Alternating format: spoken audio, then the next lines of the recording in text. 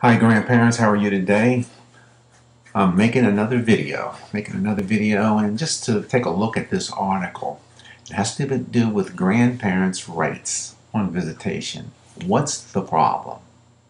What's the problem? But before we launch into that article, you can get this information at htt colon / yourgrandparentrights.info. That's where I am now. I'm at my blog. And I just posted this article from AARP. AARP has so many articles and references. I simply pulled it to get rid of all the clutter, because when you look at that stuff, it's just so much. And this is just this one little article, but it's pretty good. I want to alert you to the fact also that I have a couple of manuals. I've got 3 books that I'm selling to basically support this site, which I add to, and basically kind of have a discussion with you about the article rather than just having to read and just kind of pointing out some of the highlights. So let's kind of launch into this article. Grandparents' rights on visitation. What is the problem? Well, the problem, I can say, the courts. That's the issue. You have many different decisions. You have 50 states, and states have state decisions.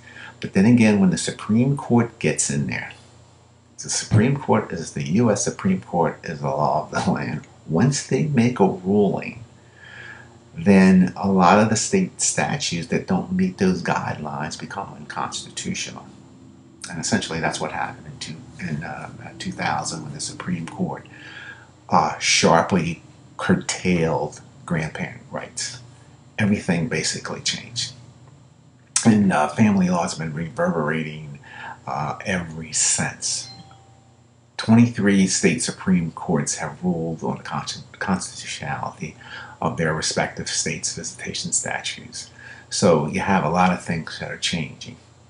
But this is pretty interesting when you read when you read this article, and I do want you to read it again, but this is the high point in this article for me. If you do go into court, keep in mind that the burden of proof is firmly on grandparents to show visitation is necessary.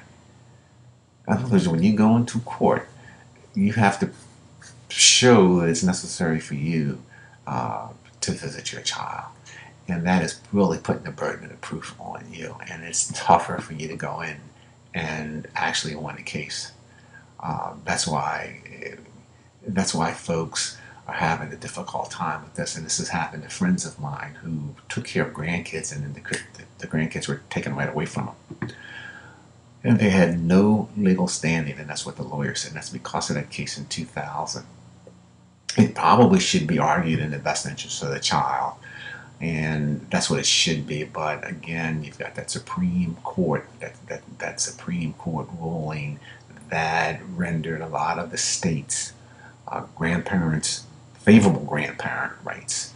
It ruled them unconstitutional. So keep that in mind when you go into a lawyer. The best way, folks, is to get mediation, to mediate the problem as possible. Get someone, and there in this article there's a place that you can go to, the National Association for Community Mediation, and it's far cheaper than getting a lawyer. But there are times when you have to get a lawyer. So basically you get a good lawyer because you want to win your case, and you want to do it for your grandchildren. Let's face it, folks, you love your grandchildren. I can't imagine life without my granddaughter. And she'll just come up to me sometimes and she'll say, "Pop, Pop, I love you."